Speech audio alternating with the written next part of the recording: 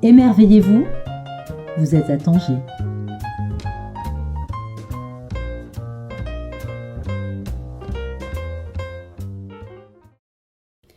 Bonjour à toutes et à tous à Radio Les Insolites. Pour ce nouvel épisode, je vous emmène en Italie, sur les promenades du front de mer du nord de l'Italie, en compagnie de l'invité du jour, l'écrivain Sébastien Berlandis. Bonjour Sébastien. Bonjour. Sébastien, tu es un habitué de la librairie Les Insolites, on va dire ça maintenant, puisque tu étais venu invité par la librairie en 2018, tu es revenu en 2024, mais ce n'est pas ta première ou ta deuxième fois à Tangerois, c'est ta troisième puisque tu étais venu en 2007.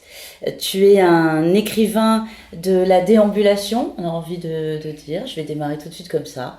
L'errance me plaît un peu moins, j'aime bien le mot déambulation parce que ça permet d'aller d'un point à un autre. L'errance me semble parfois être un mot qui indique qu'on ne sait pas où on va. Or toi tu vas ailleurs, et ce ailleurs en lui-même est déjà le projet de tes promenades. Pour te présenter très rapidement, tu es né à Avignon, tu résides entre Lyon et ce fameux ailleurs depuis quelque temps, puisque tu es habituellement professeur de philosophie où tu enseignes donc à Lyon, que tu enseignes à Lyon.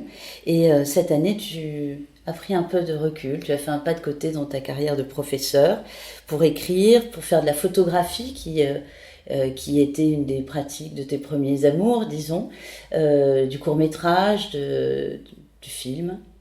Tu continues d'écrire, bien sûr, c'est aussi la raison pour laquelle tu es à Tanger. Je vais mentionner tous tes livres, et il y en a 7. C'est un chiffre un peu porte-bonheur pour moi.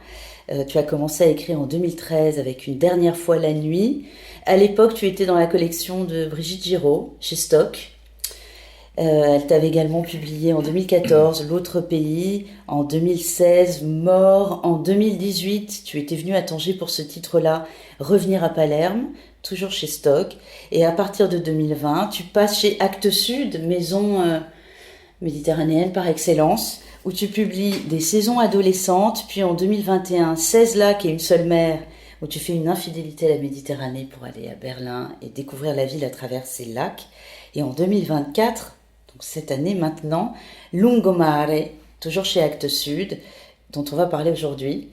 C'est un livre, me semble-t-il, qui revient, comme je le disais, à tes premières amours, c'est-à-dire celle de la photographie, celle de la Méditerranée, et plus particulièrement d'une Méditerranée très italienne, puisque tu nous emmènes sur un territoire qui a été un peu moins manœuvré ou traité dans la littérature et même dans le cinéma, puisque souvent l'Italie, telle qu'on la voit à travers les médias artistiques, elle commence plutôt à Portofino, elle va plutôt à Napoli, elle descend en fait. Et tu décides de te consacrer à une Italie du Nord un peu moins connue, qui est celle de la côte Ligure, qui est finalement cette continuité de la frontière française. À l'époque, c'était l'Italie d'ailleurs, de l'autre côté, c'est-à-dire qui part de Nice et qui va à Sanremo, Bordighera, on a quitté Vintimille, et qui va descendre juste avant Portofino. On s'arrête avant, on va un peu dans les montagnes. J'ai envie de dire, comme souvent, tu traces une sorte de trajet dans un territoire. Et je vais te poser une première question, et puis on reviendra sur le roman. Pourquoi toujours cette Italie ? Et pourquoi toujours cet été ? Parce que c'est un lungomare qui démarre sur une photo. On n'est pas en été, mais le narrateur, lui, se promène et va en Italie en été, comme ça arrive souvent. Merci Sébastien. Et merci pour cette belle présentation et pour cette distinction entre la déambulation et l'errance qui me convient bien. Je crois que dans le texte, je parle de dériva, enfin de dérive. J'aime bien aussi ce mot. Et effectivement, le texte dérive le long de cette côte ligure, pas très connue, en effet, qui forme un bel arc de cercle de Sanremo à la frontière française jusqu'à Porto Venere, je dirais, avec Gênes au milieu. Donc c'est une balade dérivante et estivale à nouveau, et italienne donc, tu l'as précisé. Alors pourquoi l'Italie, pourquoi l'été? Déjà j'aime bien le fait que tu parles de l'espace géographique qui est premier dans la naissance du désir ou de l'idée d'un livre. Je pars toujours d'un espace géographique, bien ciblé. Là, c'était la Côte Ligure, et un espace géographique que j'ai moi-même déjà arpenté au cours de voyages estivaux, souvent accompagnés. J'aime bien revenir sur des espaces aimés, des espaces déjà arpentés, déjà photographiés, déjà filmés, pour les réinventer sans doute. Pourquoi l'Italie? Alors j'ai des origines italiennes, des deux côtés, du côté de ma mère et du côté de mon père. Je connais mieux l'histoire de ma famille paternelle, qui vient de Lombardie, pas de Ligurie, mais c'est quand même le nord. Et mon grand-père m'a beaucoup raconté notre histoire, et j'aimais beaucoup cela. Et c'était déjà très romanesque, quoi. Enfin, parce que j'ai l'impression qu'il inventait pas mal. Enfin, je me demande s'il n'inventait pas. Et pourquoi cette obsession de l'Italie? Peut-être banalement pour reprendre le fil de cette histoire, quoi, pleine de trous, parce qu'il m'a raconté certaines choses, mais il manque des choses, j'imagine. Et j'ai l'impression qu'à travers mes livres, je réinvente, je comble des trous, enfin plutôt je réinvente, je fantasme un peu aussi, voire parfois, ça dépend des textes, je dramatise euh, l'histoire des miens. Voilà. Et pourquoi l'été? La réponse est un peu simple et banale. C'est ma saison préférée. Je n'écris, j'écris à partir de voyages que je fais, et je voyage longuement, uniquement l'été. Et pendant ces saisons-là, je photographie, je filme beaucoup, je tiens des journaux de voyage que je reprends plus tard. Voilà. L'été renvoie aussi, sans doute. Je relie souvent l'été à l'adolescence. Enfin, et mon adolescence estivale a été particulièrement radieuse. Et je pense que je reste fidèle à cette mémoire-là, quoi, cette mémoire de mes étés adolescents, que je réécris également dans mes textes. Voilà, je pense que c'est pour ça que je suis obsédé par l'été. Ouais, t'as le Et droit c'est de dire aussi, mot obsédé. oui, Oui. oui, c'est aussi enfin, une saison qui passe vite, quoi, qui est un peu poignante, je trouve, bien plus poignante que l'hiver, étrangement, malgré sa solarité, d'autant plus que mes étés se passent au bord de la Méditerranée. Et il y a quelque chose à capter, quoi, de cette rapidité. Voilà. Oui, je trouve ça. Alors, quand on est né dans le sud, on se sent un peu béni des dieux parce que je dis le sud, hein, pour moi c'est un grand terme, et dans le sud méditerranéen particulièrement parce que il y a en effet des paysages, il y a une certaine nostalgie à la fois, ou mélancolie, à attendre l'été, à tant l'attendre et à le voir s'échapper si vite. Dans tes textes, c'est très fort, le temps est un élément très fort de la narration. Euh, de manière pas forcément si chronologique que ça, tu écris de manière assez fragmentaire. Très régulièrement, on peut dire que c'est comme des flashs photographiques qui vont ressortir. Pour autant, tout est posé de manière très sensée, voire coordonnée, c'est-à-dire que chaque élément renvoie à quelque chose de la mémoire, puisque c'est aussi tout un travail euh, sur ce que la mémoire capte, ce qu'elle a envie d'oublier. Tu parlais des origines, des parents, de, finalement de ce qu'on est à travers nos parents aussi, même dans ce qu'on ignore d'eux-mêmes.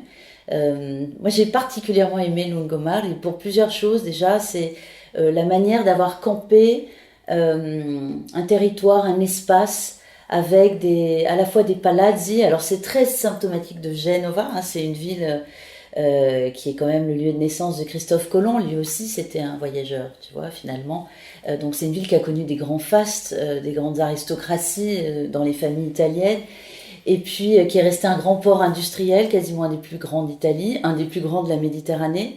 Et à la fois, on sent qu'il y a une sorte, sur toute cette côte, avec ces villages si jolis, il y a quelque chose comme les perles d'un collier qui s'égrènent, tu dis c'est comme un arc, donc c'est vrai, ça pourrait faire un collier. Et à la fois, il y a quelque chose d'assez laissé aller dans ce territoire, dans cette Italie-là, qu'on retrouve dans beaucoup de lieux en Italie, cette sorte de chose qui nous échappe, et on va pas forcément la rattraper, la maquiller, on va la laisser mourir, mais mourir avec beaucoup de prestige. Et on retrouve les noms des hôtels, les noms des lieux. Il y a beaucoup de noms de lieux dont tu évoques les fastes passés, et puis cette sorte de vieillesse qui n'est pas vraiment une mort, il ne meurt jamais vraiment, puisque tu vas les visiter. Le narrateur fait des sorties un peu, on appelle ça urbex maintenant, hein, c'est-à-dire dans ces territoires à la fois urbains et à la lisière des villes qui sont laissés à l'abandon. Et il y a quelque chose même dans Gênes qui ressemble à ces lieux-là, c'est-à-dire une très grande dame, très belle, et qui s'est laissée un peu aller. Il y a beaucoup de territoires comme ça, dans Gênes, des quartiers qui ont été sublimes et qui sont voués à la prostitution, à une espèce de marchandage un peu illégal. Il y a beaucoup de contrebande, de gens d'immigration. Et tout ça, ça constitue et ça contribue quelque chose d'une mémoire aussi, d'un vivant présent qui a l'air très passé. Enfin, c'est quelque chose que je trouve très beau dans tes textes, et particulièrement dans celui-ci. On a du mal à dater, et je pense que c'est complètement délibéré. Dis-le-moi, à part l'été. Oui, c'est Mais vrai. c'est un été intemporel, c'est un Oui, été c'est juste, éternel. ouais. Et raconte, moi j'ai envie de savoir ce qui t'émeut particulièrement quand tu es sur cette côte italienne qui est à la fois balnéaire et pas tant que ça. Les plages sont pas exceptionnelles. Il y a des sortes de piscines encagées dans des cercles en béton avec des pseudo-piscines privées, enfin, et plages privées. Qu'est-ce qui t'émeut dans cette côte-là, qui n'est pas la côte d'Azur, qui elle est très quadrillée, très formatée? Alors, plusieurs choses à dire. Je reviens juste rapidement sur la question du temps. Merci de mentionner cela, qui est peut-être le thème majeur de ce texte-là et de tous mes textes. Oui, j'écris sur le temps. J'ai souvent lu dans pas mal d'articles que mes textes parlaient de disparition. Voilà, j'écris sur la disparition des choses, la disparition de ces belles bâtisses de bord de mer, la disparition de l'été, la fin de la jeunesse, la fin de l'amour parfois. Ça, c'est quelque chose qui est vraiment récurrent dans mes textes et qui donne, tu l'as mentionné aussi, qui donne à mes textes une couleur un peu mélancolique, quoi, voilà. J'aime bien écrire sur les choses qui disparaissent, parce que c'est assez poignant, quoi, de voir ces bâtisses. Alors voilà, en même temps, pardon, je suis pas très clair. En même temps, je réponds à ta question. Qu'est-ce qui m'émeut sur cette côte? Bah, déjà, le côté très populaire de cette côte-là, tu l'as dit aussi, ce n'est pas la Côte d'Azur, pas du tout. Elle est beaucoup plus populaire, hein, et selon moi beaucoup plus émouvante pour cela. Et puis parsemée effectivement de plages, bâtisses, palazzi, hôtels, en déshérence, quoi. Voilà. Laissé comme ça, à l'abandon. En France, on ne fait pas ça. En France, on mure ou on rase pour construire des choses modernes et souvent pas très jolies. En Italie, je n'ai pas l'explication. On laisse les choses être telles qu'elles sont. Et alors, je trouve ça déjà très beau et assez poignant, voilà. Et- et j'éprouve le besoin d'entrer dans ces espaces un peu à l'abandon pour les faire renaître, pour qu'ils ne disparaissent pas complètement. Hum, Aussi, hum, bah, le vestige ou la ruine est romanesque, quoi, par excellence. Quand j'entre dans ces espaces, euh, ces bâtiments, voir ces plages un petit peu euh, laissées comme ça, il y a plein de romans possibles. D'autant plus que souvent ces hôtels ou ces bâtisses à l'abandon sont remplis d'objets, et comme si elles avaient été quittées, comme s'ils avaient été quittés la veille. Alors que il y a des marques d'un temps très lointain, parfois il y a des journaux qui datent des années 80, et qu'est-ce qui s'est passé, quoi? Pourquoi la bâtisse a-t-elle été quittée comme ça, presque sur un coup de tête? Et donc je prends des notes, je filme, je photographie ces espaces et ils se retrouvent dans mes textes. On a parlé au début on a utilisé un terme qui décrit tellement bien l'été, c'est la solarité.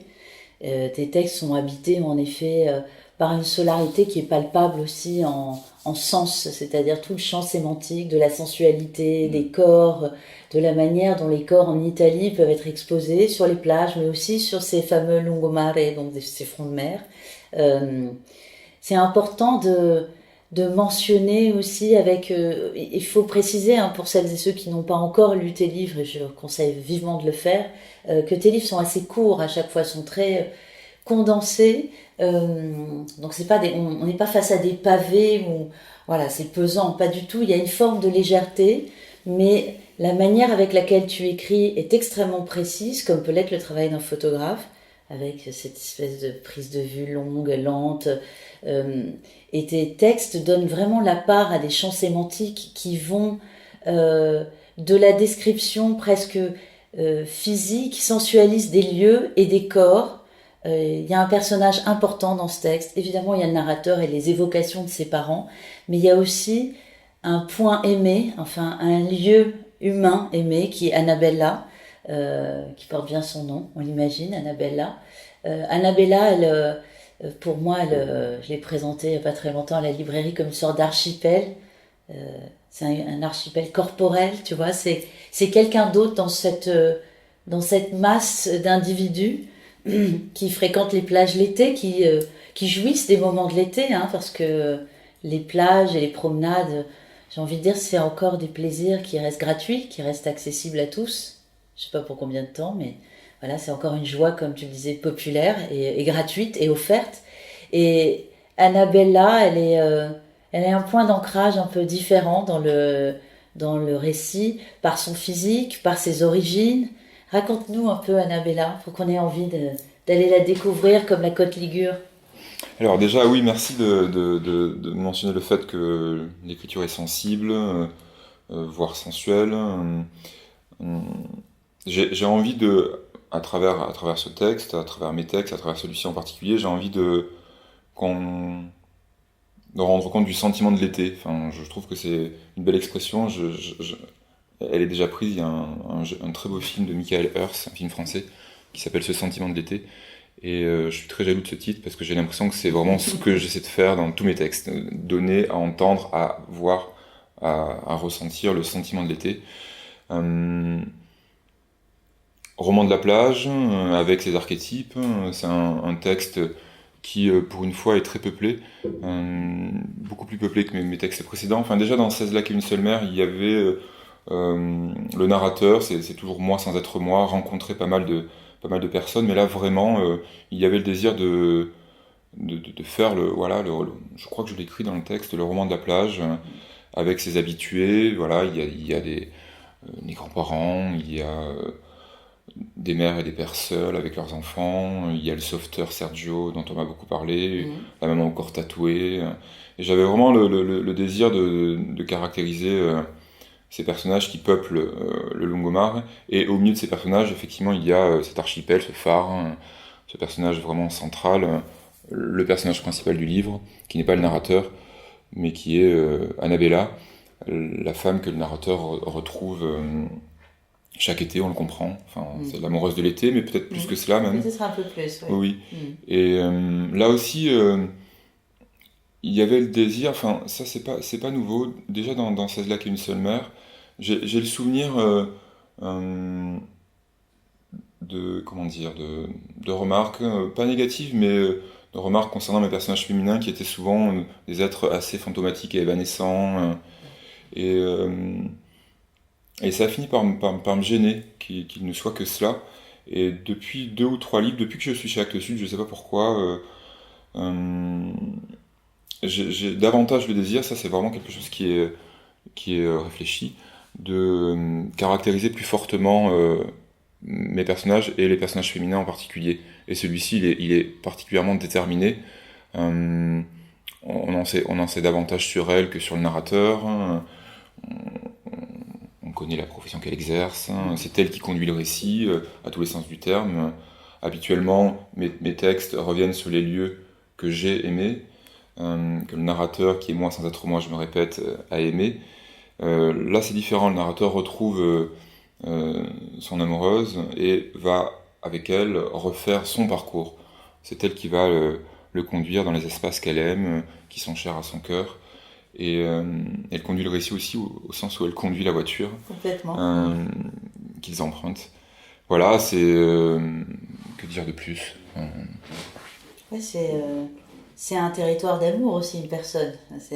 Avec ses incompréhensions, d'amour, il y a des moments où elle lui échappe. Il y a des très belles descriptions d'eux au milieu des autres, parce que Il faut jamais oublier que l'Italie, ça reste aussi un territoire de fête. On vit beaucoup dehors. Et ça, c'est pratiquement dans toute l'Italie, surtout l'été. Il y a beaucoup de corps qui se frôlent, qui jouent à se séduire, là, le narrateur souvent sent qu'elle pourrait lui échapper, mais elle ne lui échappe pas. Il y a beaucoup de gestes anodins qui sont parfaitement décrits. J'ai dit au début, tu étais l'auteur de la déambulation. En réalité, ce que je pense très sincèrement, c'est que tu es l'auteur, et non pas l'odeur, l'auteur. Mais on sent l'été. Mais on sent l'été. Ah oui, moi, je connais par cœur toutes ces sensations. Tu es l'auteur plutôt de la suggestion, parce que les choses sont dites sans vulgarité, comme tu le disais l'autre fois, sans appuyer. Je trouvais ça très beau. Et en effet, écrire, ce n'est pas marteler. On n'a pas besoin de marteler. Enfin, on peut le faire, mais ce n'est on pas peut ce le que je faire, fais. mais ce n'est pas ce que tu fais. Mais c'est aussi ce qui donne toute la profondeur et l'intensité à tes textes. C'est que justement, on ne se sent pas sommé de ressentir quelque chose. Les choses viennent de manière, je vais utiliser un terme qui n'est pas très joli pour ce que j'ai envie de dire, mais insidieuse, c'est-à-dire en latence. Et tu suggères des choses que j'espère beaucoup de personnes ont vécues, parce que c'est le monde de la séduction, mais pas de la séduction lourde. Rien n'est lourd, les choses sont suggérées dans tes textes. Là où parfois on est dans une modernité, dans une écriture moderne, et là je parle de beaucoup d'autres écrivains, qui eux martèlent, qui eux, voilà, une scène de drague, vous aurez utilisé le terme, hein, toi tu l'utilises pas, mais une scène de drague peut être très pesante parfois dans certains textes, très agaçante, et toi non, toi tu fais un pas de côté, avec ce regard qui n'est pas si facile, parce que tu n'as plus 20 ans, 16 ans, d'aller capter cette sensation de quelque chose qui ressemble à la première fois, qui est à la fois un peu impalpable.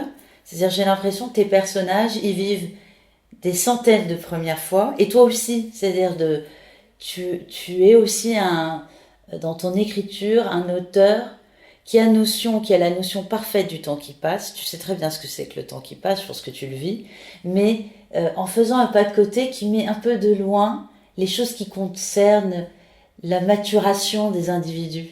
Et dans tes textes, et j'ai plein de scènes qui ressortent de Longomare, mais de tes précédents livres, il y a un côté tout le temps, on a l'impression que les premières fois se vivent tout le temps en fait. Hein. C'est un renouveau de première fois. C'est difficile aussi d'écrire cette sorte de fraîcheur, de spontanéité. Tu puises où pour tout ça? Dans tes propres souvenirs, dans ce que tu observes autour de toi? Bah, merci de dire cela, parce que je l'ai rarement entendu. Et c'est vrai que tout à l'heure, je te disais que j'écrivais sur la fin des choses, la fin de l'été, la fin de la jeunesse, la fin de l'adolescence, mais aussi sur les premières fois, effectivement, et peut-être que, alors d'où ça vient, c'est ce que je te disais tout à l'heure, peut-être j'ai quand même, je n'ai plus 16 ans, ni 20 ans, ni même 30, mais j'ai gardé cet émerveillement adolescent, en fait, voilà. Et particulièrement l'été, je suis émerveillé, emporté par ces paysages méditerranéens que je connais par cœur, comme si je les découvrais pour la première fois. Et c'est la même chose avec ces corps que le texte rencontre. Il y a, oui, cette volonté d'écrire les choses comme si on les voyait pour la première fois. Et la photographie capte bien cela. La photographie capte à la fois... essaie de capter quelque chose qui ne dure qu'un temps, quoi, vraiment extrêmement court. Et en même temps, ce temps, c'est la dernière fois qu'on peut capter cela. Au moment Bref, où tu le captes, voilà, oui, c'est la dernière fois. Et quand on regarde la photo, ça redevient une première fois. Voilà, c'est ça. Ouais. Ouais, c'est vrai, c'est intéressant cette manière de prendre le temps, en fait, mais d'attraper le peut-être temps. que voilà, ça vient de ça, ça vient de... J'ai gardé sur les choses... les êtres, les paysages, même les livres, les films que je peux voir, un regard très adolescent. Je m'emporte toujours très facilement, je m'émerveille encore assez facilement. J'aime bien le fait aussi que tu dises que le texte est assez intemporel, c'est volontaire, le texte est intégralement écrit au présent, et pourtant il entremêle deux narrations, une narration vraiment au présent, qui est le récit de cet été radieux et amoureux avec Annabella, et au cours de cette dérive, côtière, le narrateur se souvient de la jeunesse de ses propres parents, qu'il va réécrire et réinventer. Mais lorsque j'écris la jeunesse de mes propres parents, je l'écris au présent. Et effectivement, il y a une espèce d'indistinction qui fait qu'on ne sait pas vraiment dans quel temps nous sommes.